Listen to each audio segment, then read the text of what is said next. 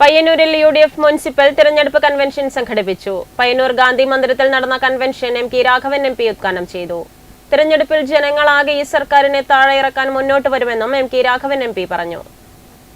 Communist പാർട്ടിയിലെ വലിയൊരു വിഭാഗം ഈ തെരഞ്ഞെടുപ്പിൽ UDFന് അനുകൂലമായി വോട്ട് ചെയ്യുമെന്നും ജനങ്ങളാകെ ഈ സർക്കാരിനെ താഴെയിറക്കാൻ മുന്നോട്ട് വരുമെന്നും MK രാഘവൻ MP പറഞ്ഞു. പയ്യന്നൂരിൽ UDF മുനിസിപ്പൽ കൺവെൻഷൻ ഉദ്ഘാടനം ചെയ്ത് സംസാരിക്കുകയായിരുന്നു അദ്ദേഹം.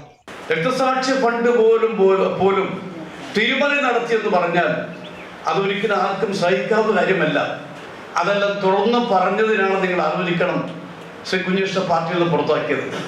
ഇവിടെ അഴിമതിക്കാരനെ പുറത്താക്കാൻ പാർട്ടി കഴിയുന്നില്ല, മറിച്ച് അഴിമതി ചൂണ്ടിക്കാണിച്ചവരെ പുറത്താക്കുന്ന ഒരു പാർട്ടി എന്ന് പറഞ്ഞാൽ ഈ പാർട്ടി എവിടെ എത്തി നിങ്ങൾ ആലോചിക്കണം.